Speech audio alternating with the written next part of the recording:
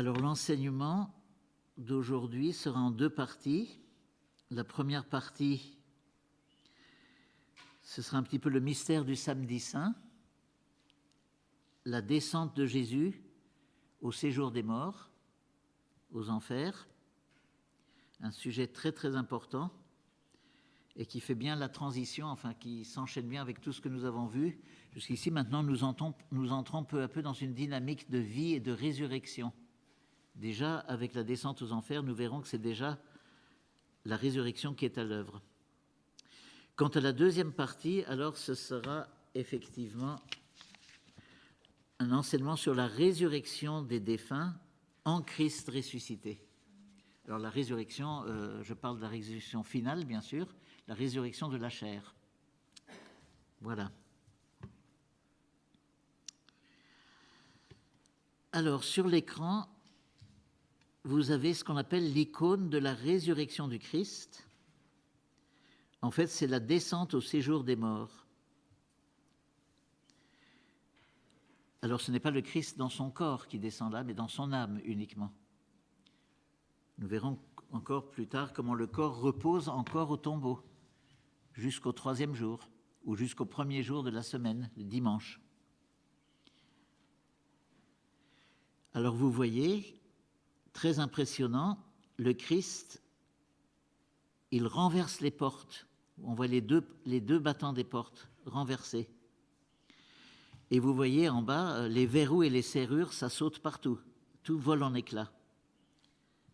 Une sorte de violence, mais de violence bien sûr bienfaisante, qui vient de la puissance de Jésus, qui prend prestement Adam et Ève par la main. Vous le voyez là. Et on peut voir ici vraiment comme une sorte d'urgence de l'action de Christ. Comme si le Christ ne pouvait plus attendre, qui lui tenait sans tarder de délivrer les captifs de la mort.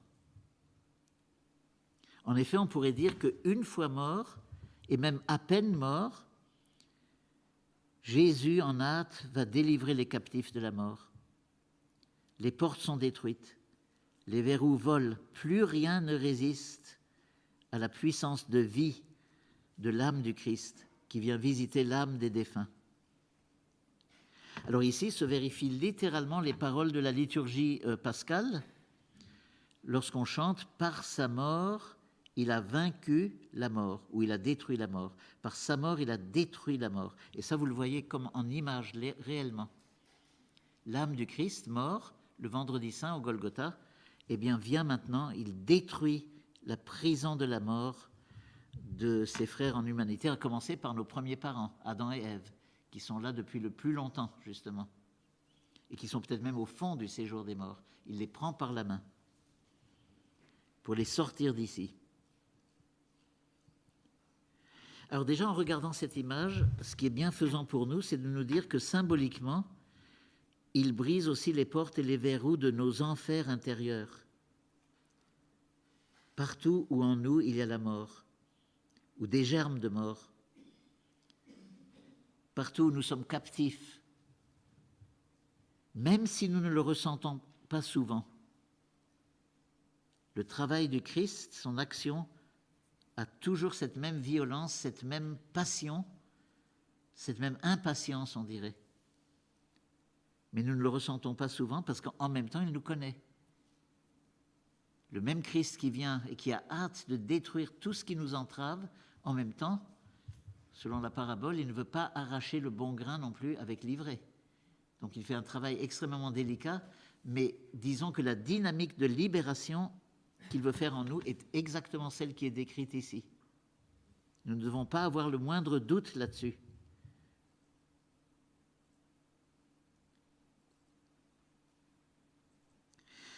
Alors, je voudrais maintenant vous lire ce que vous connaissez peut-être déjà, mais c'est tellement en lien avec cette icône et le mystère du samedi, des extraits d'une homélie ancienne sur le grand et saint samedi, mais que nous connaissons bien parce que nous l'entendons tous les samedis saints. Et puis nous l'avons dans nos bréviaires aussi, en deuxième lecture. Mais là, ayant l'icône sous les yeux, et puis surtout le sujet de tous ces rencontres de pareil, en l'étape que nous vivons maintenant, eh bien, nous allons entendre cette magnifique homélie, tellement inspirée, qui nous parle en fait de la libération de nos frères défunts, mais aussi de notre libération à nous. J'en lis quelques extraits seulement. Le titre, c'est « Éveille-toi, ô toi qui dors ». C'est une hymne très ancienne que saint Paul reprend d'ailleurs dans une de ses épîtres, qu'il cite « Éveille-toi, ô toi qui dors, relève-toi d'entre les morts, et le Christ t'illuminera ». Donc là, le titre de cette homélie, c'est « Éveille-toi, ô toi qui dors ». Que se passe-t-il? Aujourd'hui, grand silence sur la terre. Grand silence et ensuite solitude parce que le roi sommeille. Il sommeille au tombeau.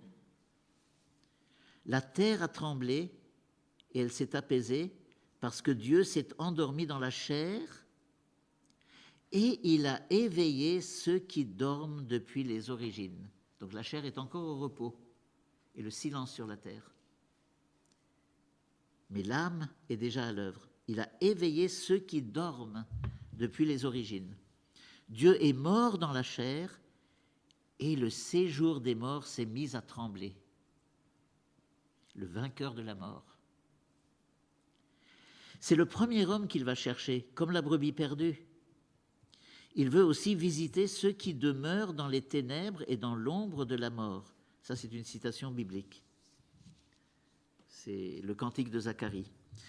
Il veut donc visiter ceux qui demeurent dans les ténèbres et dans l'ombre de la mort. Oui, c'est vers Adam captif, en même temps que vers Ève, captive elle aussi, que Dieu se dirige, et son Fils avec lui, pour les délivrer de leur douleur.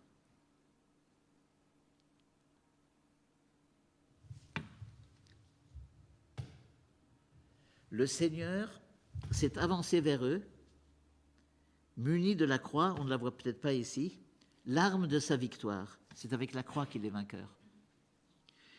Lorsqu'il le vit, Adam, le premier homme, se frappant la poitrine, dans sa stupeur, s'écria vers tous les autres, « Mon Seigneur avec nous tous ». Et le Christ répondit à Adam, « Et avec ton esprit ». Il le prend par la main et le relève en disant, « Éveille-toi, ô toi qui dors, relève-toi d'entre les morts, et le Christ t'illuminera. » C'est un geste impérieux, de puissance. Hein, ça rappelle un petit peu l'anima Christi qu'on attribue à saint Ignace de Loyola, âme du Christ. À la fin, il dit ordonne-moi de venir à toi, à ma mort, appelle-moi et ordonne-moi de venir à toi, pour qu'avec tes saints je te loue dans les siècles des siècles. Ben, c'est un petit peu ça, c'est un ordre d'ici. Il les prend par la main. Alors le Christ dit à Adam, c'est moi ton Dieu qui pour toi suis devenu ton fils. C'est moi qui pour toi et pour tes descendants te parle maintenant et qui par ma puissance ordonne à ceux qui sont dans les chaînes, sortez. À ceux qui sont dans les ténèbres, soyez illuminés. À ceux qui sont endormis, relevez-vous. Je te l'ordonne, dit-il toujours à Adam et Ève. Éveille-toi, ô toi qui dors, je ne t'ai pas créé pour que tu demeures captif du séjour des morts. Relève-toi d'entre les morts, moi je suis la vie des morts. Lève-toi, œuvre de mes mains. Lève-toi, mon semblable, qui a été créé à mon image. Éveille-toi, sortons d'ici, car tu es en moi et moi en toi, et nous sommes une seule personne indivisible. Tellement est forte l'union. Alors nous le verrons. L'union par excellence se fait dès cette ère avec l'Eucharistie. Et en tout cas par les sacrements, par le baptême.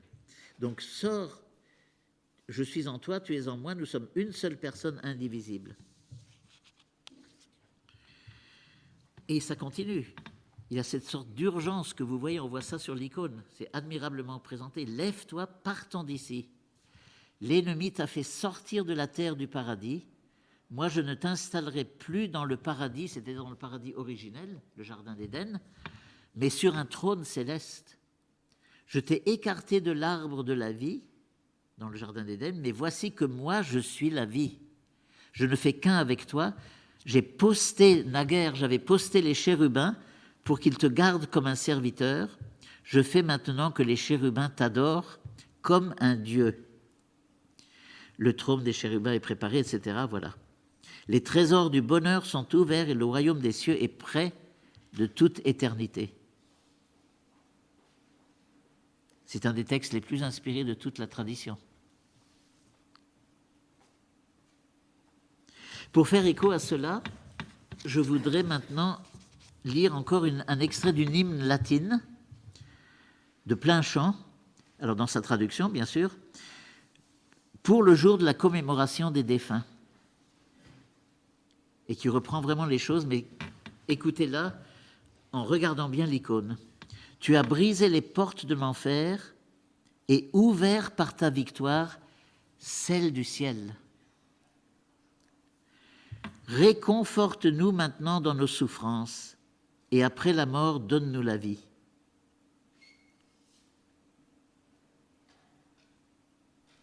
Alors voyez, regardez le parallèle qui est intéressant. Les portes de l'enfer, du séjour des morts, et portes du ciel. En détruisant les portes de la mort, il ouvre les portes du ciel. Il y a un parallèle entre la descente au plus bas, aux enfers. Le Christ est descendu au plus bas qu'on puisse imaginer, dans son âme, plus bas que le tombeau. Hein. Le séjour des morts, c'est vraiment beau. Et du coup, il ouvre au plus haut par son ascension, alors qu'il va venir beaucoup plus tard, 40 jours après, il ouvre les portes du ciel. Mais il y a un parallèle là.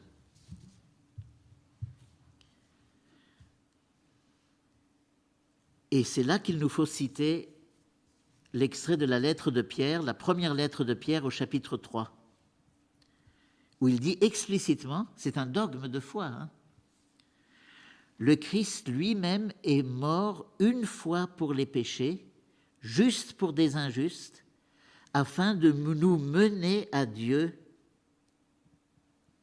mis à mort selon la chair, il a été vivifié selon l'esprit, et c'est en lui, dans cet Esprit Saint, c'est en lui qu'il s'en alla même prêcher aux esprits en prison.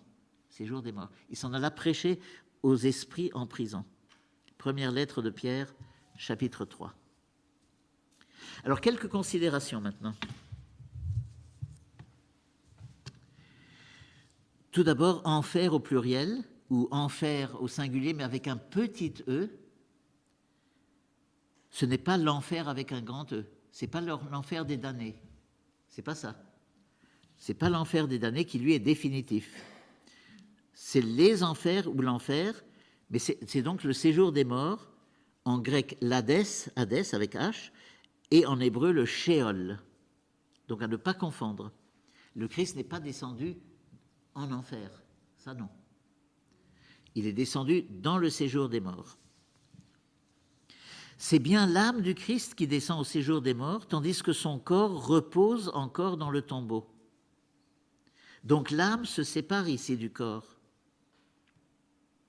Mais l'âme, comme le corps, on fait un petit peu de théologie là, l'âme comme le corps reste unie à la divinité. Le corps reste uni à la divinité, l'âme reste unie à la divinité, même s'ils se séparent. Ils restent unis à la divinité. En vertu, alors un nom un petit peu savant, mais que je vais tout de suite expliquer, en vertu de l'union hypostatique, c'est-à-dire l'union hypostatique, c'est l'hypostase, c'est la personne, en grec. Une seule personne, le Christ, en deux natures, indissolublement unies. La nature divine, la nature humaine. En Christ, dans la personne du Christ, dans le Verbe, vrai Dieu et vrai homme. Indissolublement unis. Il n'y a pas deux personnes, hein. Ça a été l'objet d'une hérésie dans le temps. Il s'agit bien donc d'une seule personne, le Christ, en deux natures indissolublement unies. Et c'est donc aussi en vertu de la puissance divine, inséparable de son corps et de son âme, que le Christ aussi, c'est très intéressant ça, c'est très important, peut aussi en fait s'auto-ressusciter. Il peut être lui-même le maître de sa propre résurrection. Pas seulement le Père qui le ressuscite, on le dit souvent, le Père a ressuscité le Christ le troisième jour, c'est vrai. L'initiative première viendra toujours du Père, puisqu'il est la première personne, il est l'origine de tout. Mais ce n'est pas seulement le Père qui ressuscite Jésus ou l'Esprit Saint qui le ressuscite, mais lui-même aussi. Il a la force de s'auto-ressusciter. C'est bien pour ça qu'il dit au chapitre 10 de Saint Jean, « J'ai le pouvoir de donner ma vie, j'ai le pouvoir de la reprendre. » Il est totalement maître de la vie, y compris de son corps. En fait, la résurrection est l'œuvre des trois personnes de la Trinité, liées par une seule et même volonté.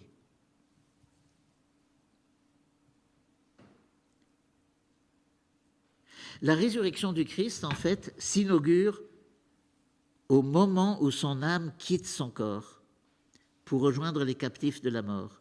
Le corps est encore au tombeau, le cadavre, disons-nous, mais la résurrection s'inaugure au moment où l'âme quitte le corps pour rejoindre les captifs de la mort. Et il les délivre de leurs liens. Comme il avait, mais c'est une analogie que je fais, comme il avait analogiquement délivré Lazare de ses liens. Mais attention, la résurrection de Lazare n'est pas la résurrection des morts encore, parce que Lazare va encore mourir. C'est une reprise de vie, c'est une résurrection, oui, mais pour cette vie uniquement. Tandis que la résurrection des morts et la délivrance des âmes, c'est pour toujours. Donc,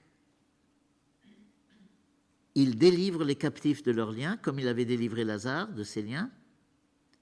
Les âmes des captifs de la mort sont entraînées par la force de la résurrection du Christ, qui se manifeste déjà par l'apparition de son âme dans le séjour des morts. La force qu'il y met, renversement des portes, il fait sauter les verrous, il prend Adam et Ève par la main. Tout ça, c'est déjà l'âme du Christ dans la dynamique de sa résurrection.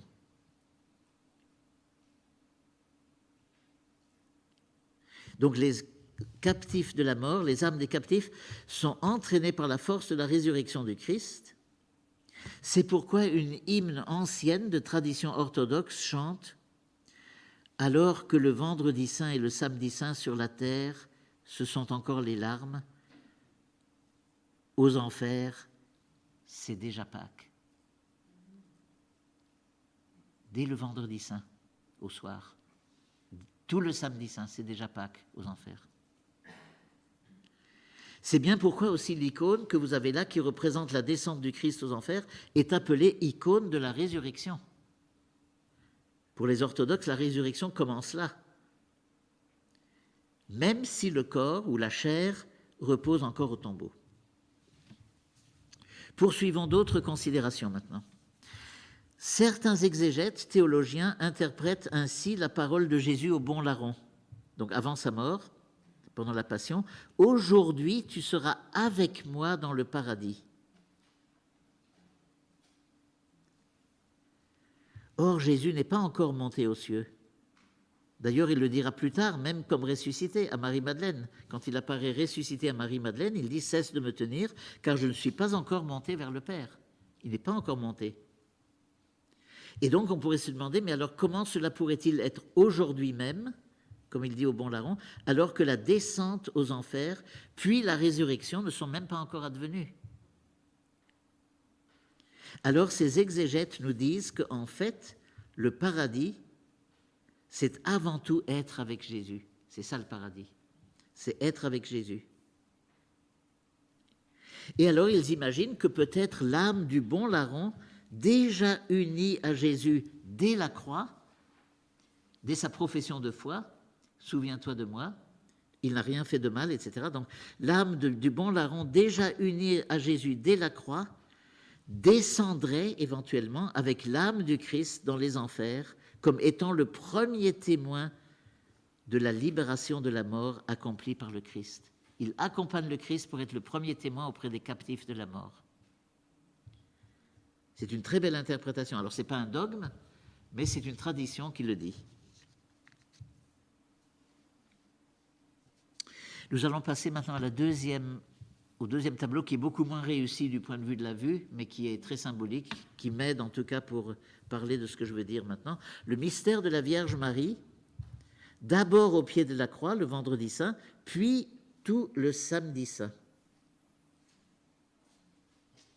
Nous la voyons là au pied de la croix, éplorée, en deuil, mais debout.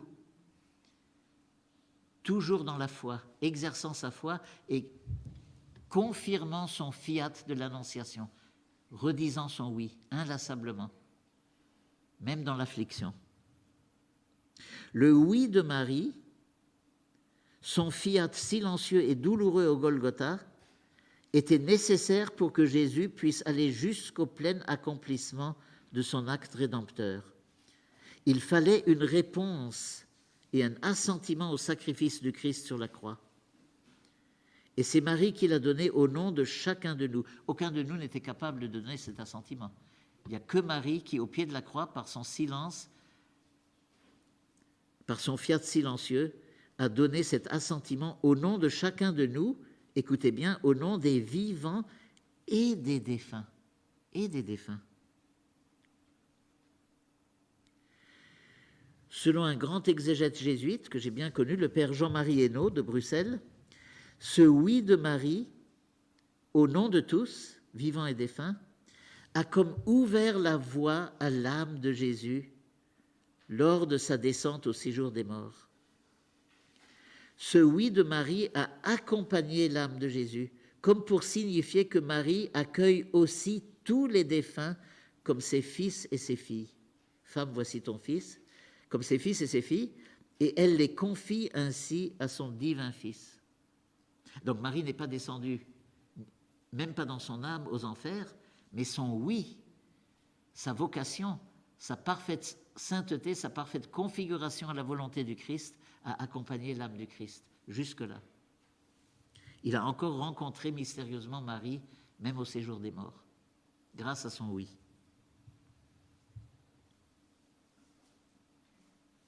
D'une certaine manière, donc je viens de le dire, Marie est présente avec son Fils aux enfers par son assentiment jusqu'au bout à la volonté salvifique de Dieu. Dans un certain sens, ce n'est pas nouveau. Il y a des étapes où la présence de Marie est nécessaire pour que l'histoire du salut avance par différentes étapes. Je rappelle très rapidement ces étapes. L'Annonciation, le oui de Marie est nécessaire pour que le ciel s'ouvre et que le Verbe se fasse chair et descende dans notre monde. Cana, où elle ouvre Jésus à sa messianité, à sa gloire, à sa vie publique en quelque sorte. Elle enfante Jésus à sa vie publique. C'est comme si elle le forçait, elle ne le force pas, mais elle le stimule à opérer son premier signe. Il manifesta sa gloire et ses disciples crurent en lui. La vie publique commence là.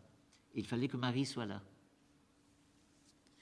Évidemment, comme on vient de le dire, à la croix, il fallait que l'épouse soit au pied du nouvel Adam pour dire oui jusqu'au bout et pour accueillir tous les enfants que l'Église allait mettre au monde. Et bien sûr à la Pentecôte aussi.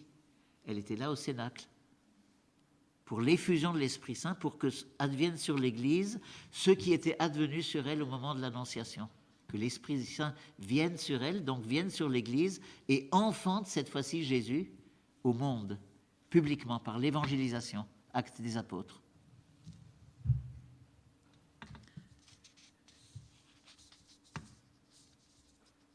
Voilà pour Marie.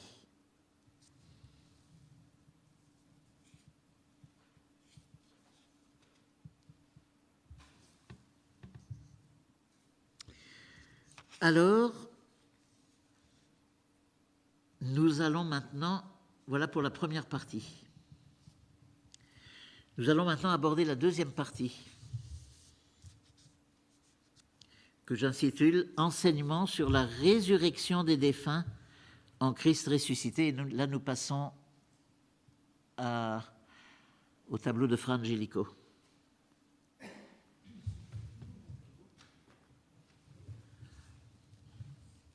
Alors vous voyez d'abord, courte description, là c'est le tableau de Fra Angelico sur le jugement.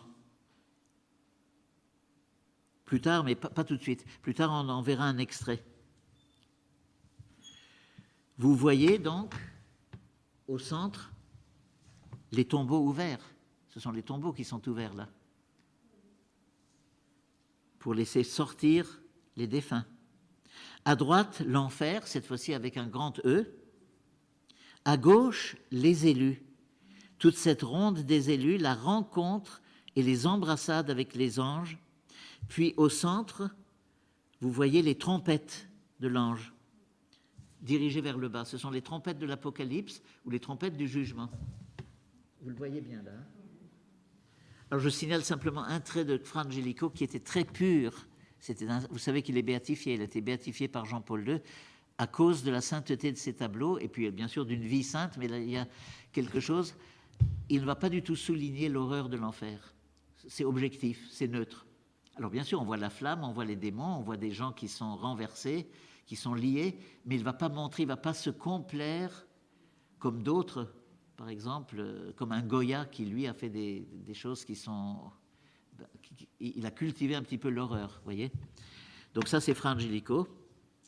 Mais ce qui nous intéresse, on ne va pas se concentrer sur l'enfer, si ça ne vous fait rien, mais uniquement sur les élus. Et regardez donc cette magnifique ronde des élus, cette rencontre avec les anges, cette ascension encore, avec des anges qui montrent encore la direction pour aller vraiment vers... ça fait vraiment penser à ce passage de l'Épître aux Hébreux. C'est comme une illustration de l'Épître aux Hébreux qui dit « Vous êtes venus vers la montagne sainte, vers Jésus, vers le royaume, vers des premiers-nés, etc. » Et voilà, c'est une longue procession vers le bonheur éternel.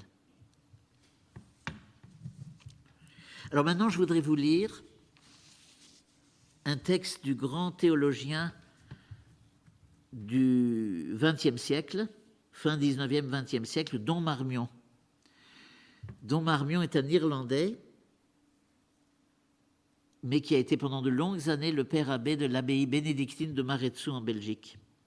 Béatifié par Jean-Paul II pendant l'année jubilaire, au cours de la même cérémonie où il y a eu la béatification de Jean XXIII et de Pie IX. Alors il nous écrit, il nous enseigne, pour la commémoraison des fidèles défunts. Nous sommes toujours dans cette transition, mais nous nous dirigeons vers la résurrection, surtout avec lui. En tout cas, vers la vie bienheureuse des âmes, d'abord. La vie bienheureuse devient le partage de toute âme aussitôt qu'elle sort de ce monde, en étant, par la grâce, l'enfant de Dieu. Alors là, il suppose les âmes qui sont vraiment nées, qui quittent ce monde en état de grâce. Là, il ne parle pas du purgatoire ici. Donc, à toutes ces âmes en laquelle l'âme, il ne reste plus rien à expier dans le purgatoire des peines du péché. Pourtant, ce n'est pas tout. Dieu nous réserve encore un complément. Lequel ? L'âme n'est-elle pas entièrement comblée de joie ? Certainement. Mais Dieu veut aussi donner au corps sa béatitude quand la fin des temps amènera la résurrection de la chair. Déjà, l'âme est comblée et cependant, on ne peut pas dire qu'il lui manque quelque chose parce qu'elle est comblée par Dieu et cependant, il y a un surcroît de plénitude qui nous sera donné quand notre corps sera à nouveau réuni à notre âme dans une unité parfaite, où il n'y aura plus du tout cet antagonisme dont parle Paul entre la chair et l'esprit. Donc, quand la fin des temps amènera la résurrection, il veut donner sa béatitude aussi au corps. C'est un dogme de foi que cette résurrection des morts. Je crois en la résurrection de la chair et en la vie éternelle, récitons-nous dans le symbole des apôtres. Notre Seigneur nous l'a promis. Celui qui mange ma chair et boit mon sang, je le ressusciterai au dernier jour. Et ça, je vais de nouveau en parler très brièvement, mais là, c'est un des aspects ineffables de l'Eucharistie. Nous recevons la semence de notre avenir glorieux, très enfoui, dans un corps encore malade, encore souffrant, dans un psychisme souffrant, dans un corps encore, dans une personne encore pécheresse, peut-être. Mais là, Dieu dépose avec l'Eucharistie le germe incorruptible, encore sous forme de petites semences, mais qui invinciblement, j'allais dire, va grandir. et arriver à maturité. Celui qui mange ma chair et boit mon sang, je le ressusciterai au dernier jour. Bien plus, nous dit Don Marmion, le Christ a déjà réalisé cette résurrection en lui, en sortant victorieux et vivant du tombeau. Or, en ressuscitant, le Christ nous a ressuscités avec lui. Nous sommes liés au Christ. Il s'est lié à notre condition humaine, totalement. Jusque dans la mort, jusque dans la souffrance, dans la mort, il s'est même identifié au péché. Il n'a jamais péché, mais Paul nous dit qu'il s'est rendu identique au péché, pour s'unir à nous. Ce qui veut dire que lorsqu'il ressuscite, c'est le gage absolu de notre propre résurrection. Il n'y a pas une résurrection du Christ isolée et comme par une sorte de surcroît de miséricorde ensuite, voilà, ceux qui sont bien sages vont ressusciter aussi. Il s'agit ici d'une destinée qui nous est promise, qui est liée à la résurrection même du Christ, en vertu de cette union de notre humanité avec l'humanité du Christ. Union indissoluble. Donc, il réalise notre résurrection en ressuscitant. En s'incarnant, le Verbe s'est uni mystiquement à toute la nature humaine et forme avec ses élus un corps dont il est la tête. Si notre chef est ressuscité, non seulement nous ressusciterons un jour avec lui, mais au jour de son triomphe, à lui, il a déjà ressuscité en principe et en droit tous ceux qui croient en lui. Écoutez avec quelle netteté saint Paul expose cette doctrine. Dieu qui est riche en miséricorde, à cause de l'immense amour qu'il nous a porté, nous a déjà vivifiés en Jésus-Christ et par Jésus-Christ. Il nous a ressuscités ensemble avec lui et nous a fait asseoir dans le ciel en Jésus-Christ. C'est déjà fait. Mais c'est encore dans l'invisible. Et c'est encore l'objet d'espérance. Ce n'est pas encore accessible à nos sens. Mais comme il le dit, en principe et en droit, c'est déjà fait. Votre vie, dira saint Paul, est déjà en Christ, cachée en Dieu. Cherchez donc les choses d'en haut et pas celles de la terre. Donc, il nous fait asseoir dans le ciel en Jésus-Christ parce qu'il ne nous sépare pas de lui. Voilà cette admirable théologie de Don Marmion, tellement proche de l'Écriture. Alors après avoir vu cela, maintenant, il nous faut faire une petite exploration, j'allais dire émerveillée, une grande promenade, si je puis dire, un petit peu à travers l'Écriture quand même, pour bien montrer comme cette foi en la résurrection de la chair n'est pas une invention ou une illumination, une illusion. On n'a pas de mal à imaginer l'immortalité de l'âme. Mais la résurrection du corps, la résurrection de la chair est une pierre d'achoppement, surtout pour les cultures qui étaient encore très imprégnées de toute la philosophie grecque, pour laquelle la chair c'était rien, c'était le tombeau de l'âme. Et au contraire, le but c'était de délivrer l'âme de ce tombeau. D'où le mépris de la chair, côté très manichéen et surtout ce qu'on appelle platonicien. Platon était un génie, donc c'est déjà une étape, c'est déjà bien de dire que l'âme est immortelle. Mais la foi judéo-chrétienne, pas seulement chrétienne, judéo-chrétienne, respecte le corps comme éminemment respectable et voulu par Dieu. Abîmé à cause du péché originel, mais voulu par Dieu.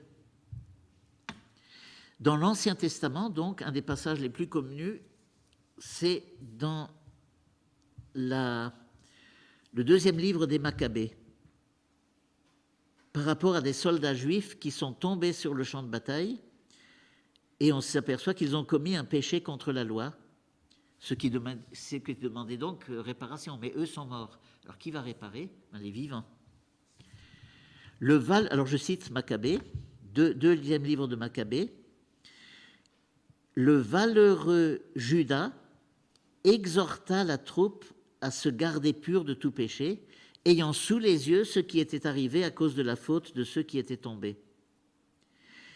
Puis, ayant fait une collecte d'environ 2000 drachmes, il l'envoya à Jérusalem afin qu'on offrît un sacrifice pour le péché. Agissant fort bien et noblement d'après le concept de la résurrection. Car s'il n'avait pas espéré que les soldats tombés dussent ressusciter, il était superflu et même sot de prier pour les morts. Et s'il envisageait qu'une très belle récompense est réservée à ceux qui s'endorment dans la piété, c'était là une pensée sainte et pieuse. Voilà pourquoi il fit faire ce sacrifice expiatoire pour les morts, afin qu'ils fussent délivrés de leurs péchés. C'est le passage le plus convaincant de l'Ancien Testament pour notre foi en la résurrection. D'abord en la vie des morts après la mort, dans leur âme, et ensuite en la résurrection des corps. Nous passons au livre de Job, ce passage admirable du... J'ai oublié de noter la référence, en tout cas c'est le chapitre 19, où Job dit « Je sais, moi, que mon défenseur est vivant, que lui, le dernier, se lèvera sur la poussière. Après mon éveil, il me dressera près de lui, et, écoutez bien, de ma chair, je verrai Dieu. » Pas de mon âme, de ma chair, je verrai Dieu. « Celui que je verrai sera pour moi, celui que mes yeux regarderont ne sera pas un étranger. » Donc il y a clairement une espérance dans la vie du corps ici. Le psaume 16, ou entre parenthèses 15, « Ma chair elle-même repose en confiance.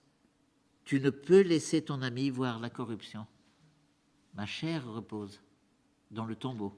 En confiance, tu ne peux laisser ton ami voir la corruption. D'ailleurs, c'est ce verset-là que Pierre va citer lors de sa grande homélie après l'effusion de l'Esprit de la Pentecôte. Justement, dans sa grande homélie, il dit voilà ce que dit David à l'avance, voyant la résurrection du Christ à l'avance, et il cite ce psaume-là. Passons au Nouveau Testament. Jésus, alors tout d'abord toute une série de citations comme ça, que je vais faire suivre un peu rapidement, dans l'évangile de Jean, chapitre 5. En vérité, dit Jésus, je vous le dis, l'heure vient et c'est maintenant où les morts entendront la voix du Fils de Dieu et ceux qui l'auront entendu vivront. Et un peu plus loin, même chapitre, elle vient l'heure où tous ceux qui sont dans les tombeaux entendront sa voix et sortiront. Là, il faut se souvenir en particulier du célèbre passage d'Ézéchiel chapitre 37, les fameux ossements desséchés. Les ossements desséchés, donc c'est un passage très connu dans Ézéchiel chapitre 37, des ossements qui jonchent la plaine, qui sont complètement desséchés, et Dieu demande aux prophètes de prophétiser. L'esprit vient en eux, il y a la chair qui vient et finalement il se relève, et le texte biblique nous dit il se relève grande et immense armée. Ces ossements desséchés, ils reprennent vie, grande et immense armée, et alors Dieu s'adresse à cette armée. Je vous ferai sortir de vos tombeaux, ô mon peuple. Alors ici on reconnaît surtout le lien, ou peut-être même l'allusion dans les paroles de Jésus, à ce qui va se passer avec la résurrection de Lazare. Peut-être qu'il annonce mystérieusement, l'heure vient où les morts entendront la voix du Fils de Dieu et ils sortiront. Il savait peut-être déjà qu'il y aurait cette résurrection de Lazare. Et donc, vous vous rappelez, il l'appelle d'une voix forte, Lazare sort. Alors peut-être pour nous détendre un petit peu, je pense toujours à ce mot d'un grand pasteur charismatique, le pasteur Thomas Roberts, qui était au début du renouveau, qui était une grande figure du renouveau, et vraiment une inspiration. Il avait un amour de Jésus, il disait la voix de Jésus devait être extraordinaire, irrésistible. Quand on dit, il disait d'une voix forte, sort. Alors il dit heureusement qu'il a précisé que c'était Lazare, sort, parce que s'il avait dit simplement sort, c'est tous les morts qui seront brusquement sortis de leur tombeau. Alors on serait bien là. La terre serait vraiment surpeuplée, on ne saurait plus où se mettre. Donc c'est lui qui disait ça.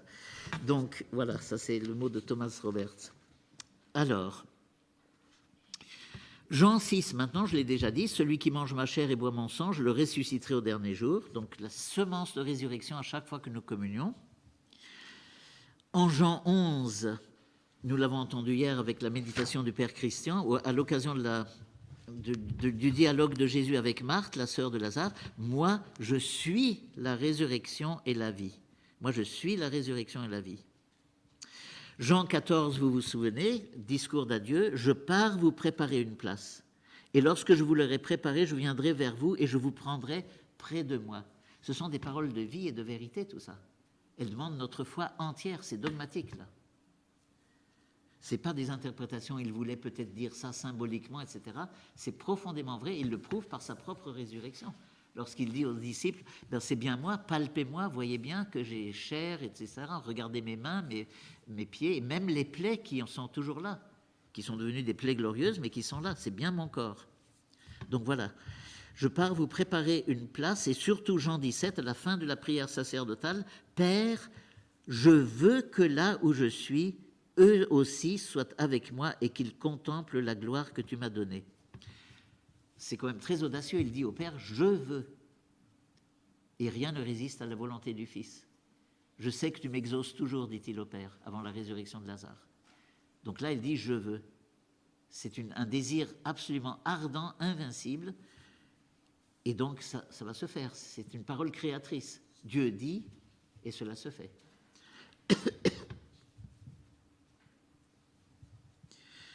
Qu'est-ce qu'il y a d'autre, à part Jean, dans les autres évangiles? Retenons simplement la réponse de Jésus à ses interlocuteurs. Vous savez, ce dialogue un peu absurde, où on le met un petit peu au défi, l'histoire absurde d'une femme qui a eu 7 maris. Et alors la question des interlocuteurs, de qui sera-t-elle la femme lors de la résurrection? Et alors Jésus qui répond, lorsqu'on ressuscite d'entre les morts, on ne prend ni femme ni mari, mais on est comme des anges. Attention, on n'est pas de la substance des anges, mais comme des anges. On est comme des anges dans les cieux. Quant au fait que les morts ressuscitent, n'avez-vous pas lu dans le livre de Moïse, au passage du buisson, comment Dieu lui a dit, je suis le Dieu d'Abraham, le Dieu d'Isaac et le Dieu de Jacob. Il n'est pas un Dieu des morts, mais de vivants. Comme il nous appelle par notre nom, c'est aussi un gage de notre vie éternelle. Il ne va pas nous appeler par notre nom provisoirement avant qu'on s'étienne dans la poussière. Ça veut dire qu'il y a une survie et surtout une vie... voilà. Il n'est pas le Dieu des morts, mais des vivants.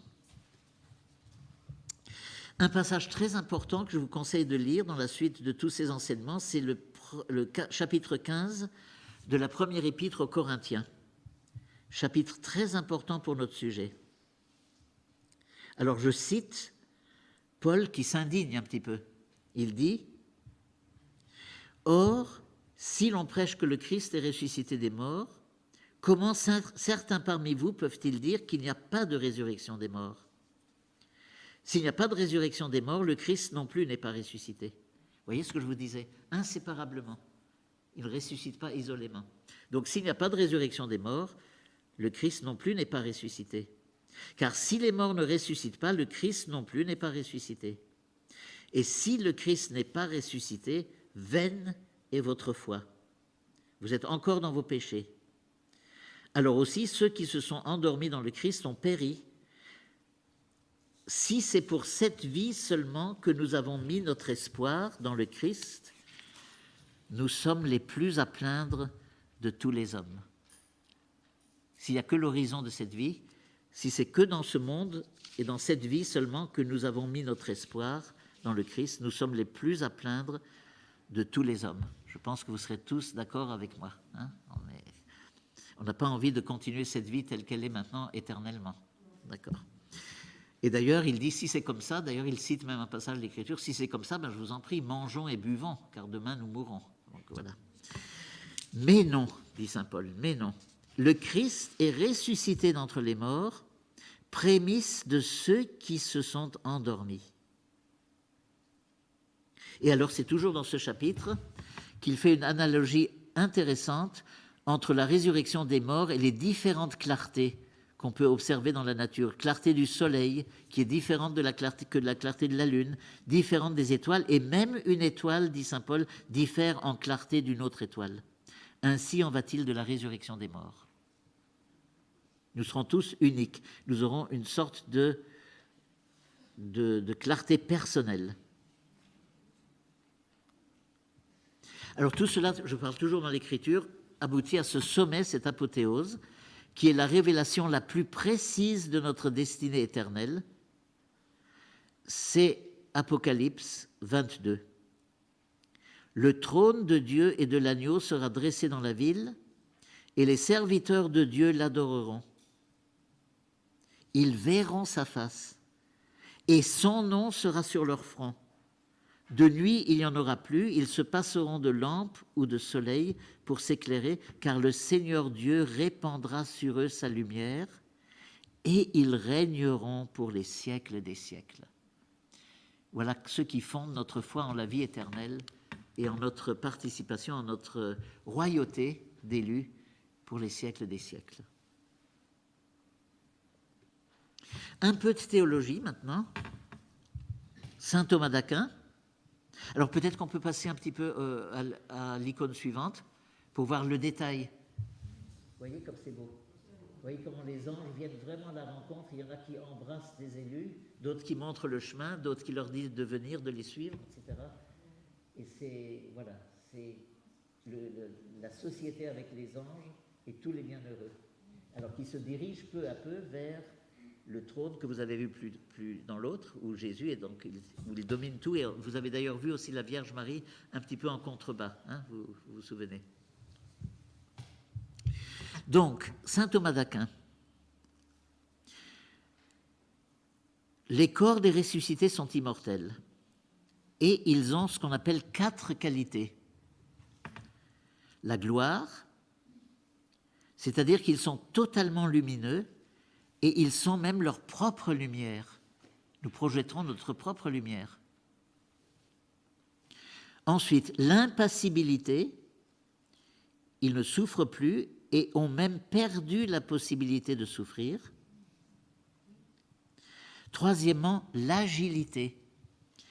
Ils peuvent traverser les obstacles et se transporter très loin, donc jusqu'à l'autre bout de l'univers, se transporter très loin dans l'espace en un instant avec la rapidité de l'éclair. Ça, c'est ce qui fait la joie de beaucoup. On ira visiter les galaxies les plus lointaines en un instant comme ça. Surtout ne dites pas à la vitesse même de la lumière, parce que la lumière, il lui faut 15 milliards d'années pour...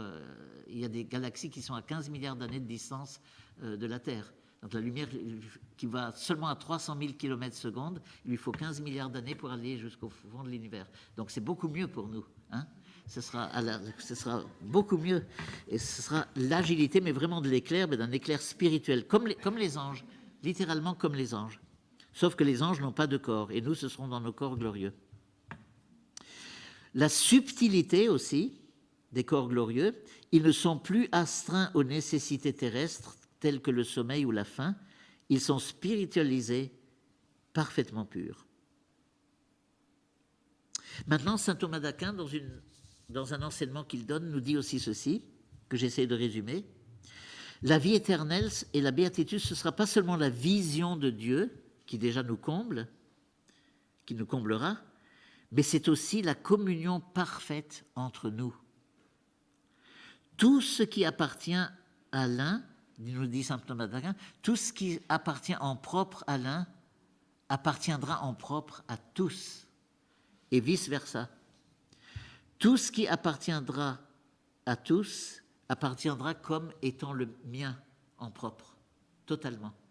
La beauté des saints, leur vie, leur mérite, leur charisme, leur talent, leur génie, leurs exploits, tous les saints, tous ceux qui... Voilà. Tout sera à tout le monde, individuellement, mais en même temps dans une communion absolument parfaite. C'est-à-dire que c'est en fait, c'est seulement là, dans la vie éternelle, que nous serons enfin pleinement membres les uns des autres. Une parfaite communion circulera entre nous, entre chacun et tous.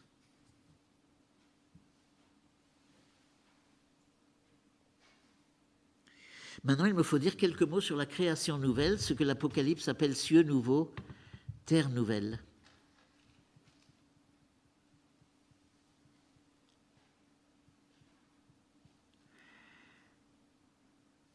Il n'y aura que nous au ciel à regarder Dieu. Alors c'est magnifique parce qu'il remplit notre cœur pour l'éternité. Or l'Apocalypse nous parle d'un ciel nouveau et d'une terre nouvelle. Est-ce qu'il y aura une nature là-haut? Est-ce qu'il y aura des animaux?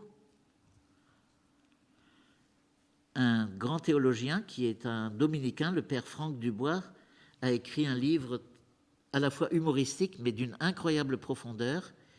le titre du livre, « Pourquoi les vaches ressuscitent ?»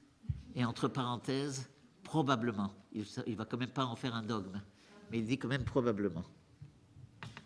Alors il nous explique qu'en fait, dans l'Antiquité et encore dans le Moyen-Âge, il y avait une certaine spiritualisation un peu platonicienne par rapport à la vie éternelle, avec toujours un tout petit peu un fond de suspicion par rapport au corps. Il y avait toujours ça. Alors, c'est plus platonicien, Saint Augustin est vraiment devenu, il croit en la résurrection de la chair, etc.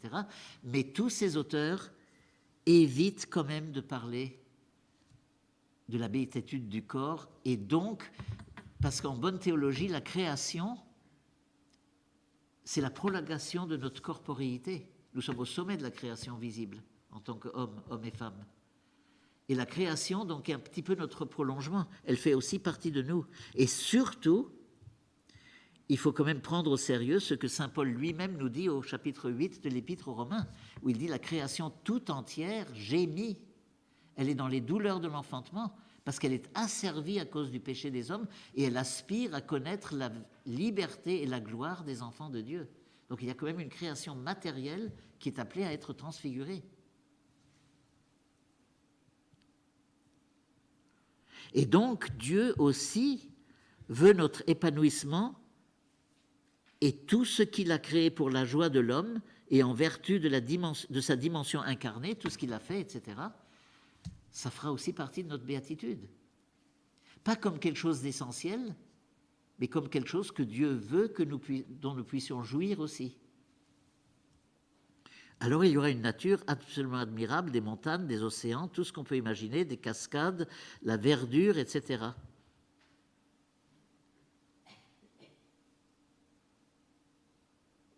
Alors ça ne veut pas dire qu'il y aura autant de vaches qu'il y en a eu dans le monde. Le père Dubois, avec un peu d'humour, dit peut-être qu'il n'y aura qu'une seule vache qui sera peut-être prototype de tous, voilà. Je n'en sais rien. Alors ça, là, c'est moi qui ajoute. C'est un petit peu mon humour à moi. C'est seulement au ciel qu'on verra enfin une vache qui rit, vraiment. Parce que jusqu'ici, elles sont plutôt tristes. Hein, quand on les regarde, elles sont toujours un petit peu... Voilà. Donc là, elles vivront. Bon, si je suis le père Dubois, là. D'accord. Donc, c'est un grand mystère, tout ça. Et alors, c'est là qu'un dominicain que j'ai bien connu, qui était évêque, Albert-Marie de Montléon, il est mort il n'y a pas très longtemps, nous a fait une fois un enseignement sur les jouissances du ciel, et là, c'était très incarné. Bien sûr, c'est la vision de Dieu, mais Dieu veut se réjouir avec ses enfants. Il veut jouer avec ses enfants. Il veut leur donner la joie de tout ce qu'on a rêvé et qu'on n'a pas pu faire. L'homme pourra enfin voler dans les airs, etc. Ce ne sera plus un rêve.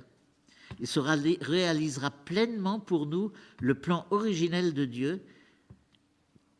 Voilà. Et Dieu a fait la création pour nous.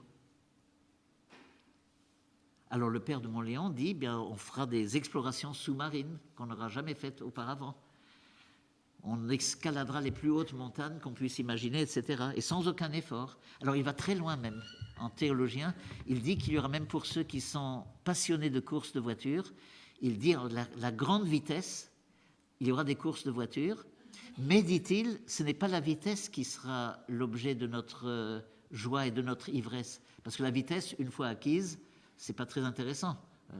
La Terre se déplace à grande vitesse, mais elle reste à la même vitesse. Il dit ce qui est grisant, c'est l'accélération perpétuelle. On ira pendant l'éternité comme ça, imaginez-vous, de plus en plus vite comme ça. Accélérer, accélérer, accélérer, et ça n'arrêtera pas. C'est l'accélération perpétuelle, c'est ça qui nous grisera. Donc voilà. Alors ça peut paraître des jeux d'enfants, mais ça veut bien dire quelque chose. Il faut un esprit d'enfance pour imaginer la vie éternelle. Mais en fait, théologiquement et du point de vue scripturaire, on peut dire que c'est enfin se réalisera pleinement pour nous le plan originel de Dieu, et ce plan originel qui a été retardé en grande partie, entravé à cause du péché originel, lorsque Dieu dit au début « Emplissez la terre, soumettez-la, dominez sur les poissons de la mer, etc. » Là, ce sera une vraie domination. Et ce sera vraiment, on emplira vraiment la terre et elle sera soumise, mais dans une soumission vraiment qui sera à la gloire de Dieu. Et pour notre plus grand bonheur, et pour le bonheur de la création elle-même aussi, qui aura enfin trouvé sa vraie place dans le plan de Dieu.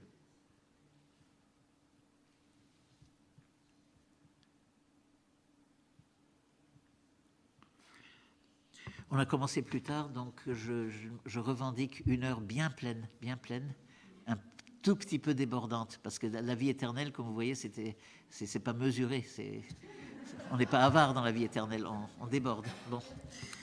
Alors, écoutez, je vous demande si est-ce que vous m'acceptez encore pour 10 minutes? Bon, d'accord. Alors, on va revenir maintenant à Don Marmion.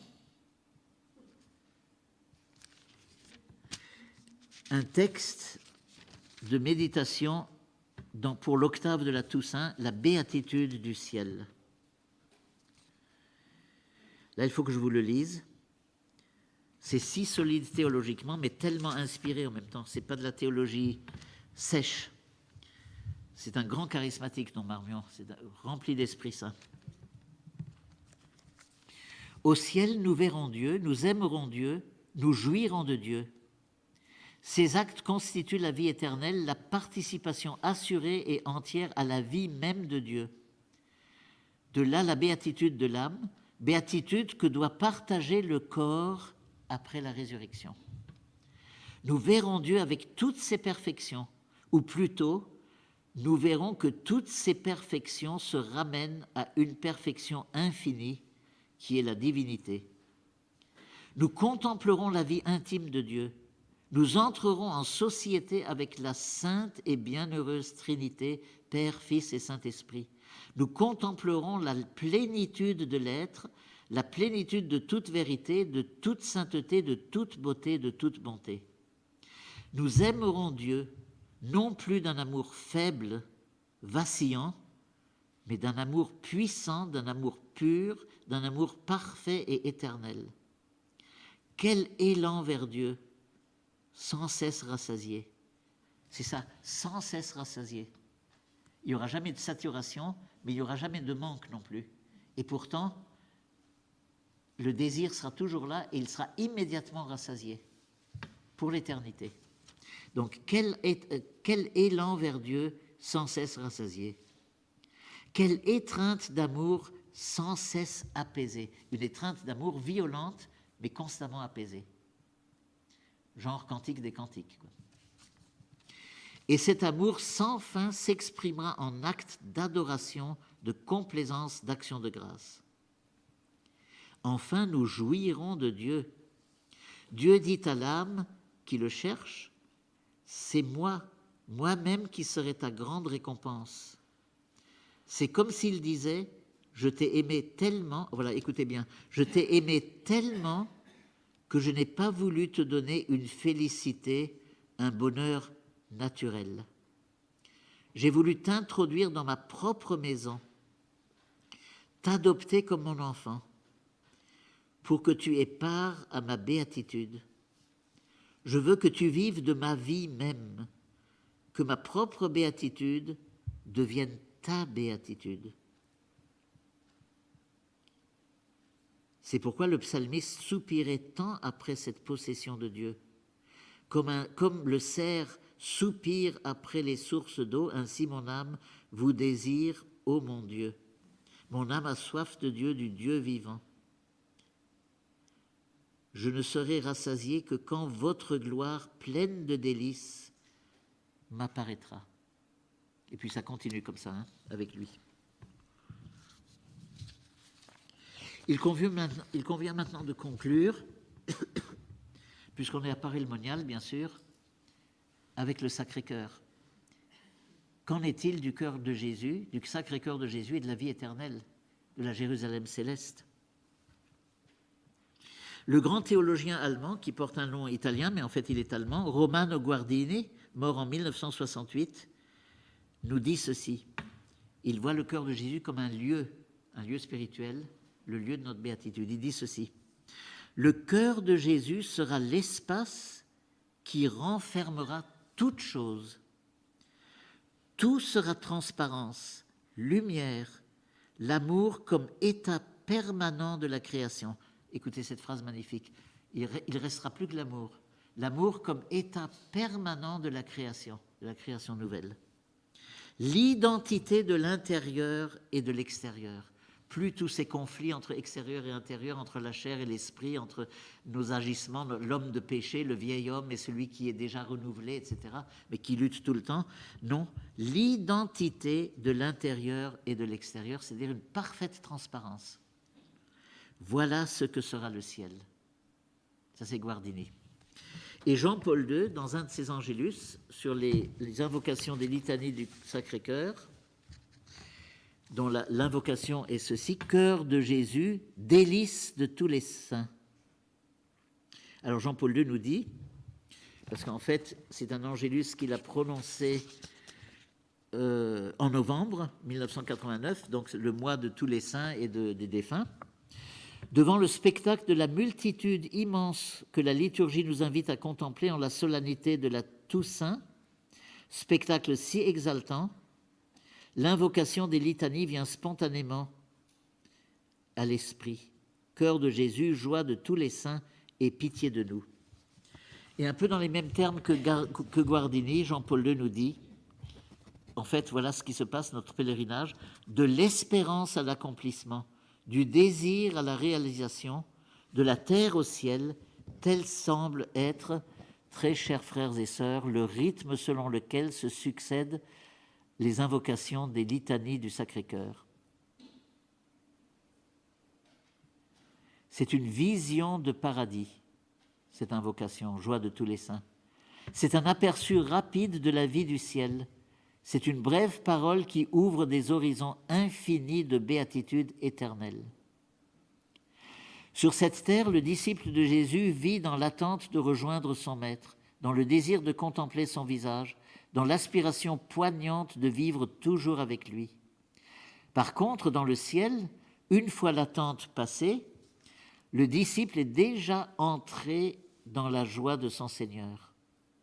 Il contemple le visage du Maître, qui n'est plus transfiguré que pour un seul instant, mais qui resplendit pour l'éternité de la brillance de la lumière éternelle. Il vit avec Jésus et de la même vie que Jésus. La vie du ciel n'est autre que la jouissance parfaite, indéfectible, intense de l'amour de Dieu, Père, Fils et Esprit Saint. Elle n'est autre que la révélation totale de l'être intime du Christ et la communication complète avec la vie et l'amour qui naissent de son cœur. Dans le ciel, les bienheureux voient tous leurs désirs satisfaits. Tous leurs désirs satisfaits, chaque prophétie réalisée, chaque aspiration au bonheur comblée, chaque envie réalisée. Et ailleurs, je ne le retrouve pas ici, mais Jean-Paul II nous dit que le cœur du Christ est l'espace vital, voilà, je le retrouvais là, le cœur du Christ est l'espace vital des bienheureux, le lieu où ils demeurent dans l'amour, dont ils tirent une joie éternelle et sans limite, la soif infinie d'amour, soif mystérieuse que Dieu a placée dans le cœur humain et comblée dans le cœur divin du Christ. Amen. On va juste chanter une fois le refrain « Je veux voir Dieu ». Je veux voir Dieu, le voir de mes yeux, joie sans fin des bienheureux. Je veux voir Dieu. Voilà, nous terminons donc ces enseignements. Il y a encore un enseignement demain avec une possibilité de questions-réponses. Et le prochain rendez-vous est à 20h30 dehors au Dôme. Donc habillez-vous chaudement quand même parce qu'on va passer une partie dehors en procession. Donc dehors au Dôme dans le parc des Chapelains. À tout de suite.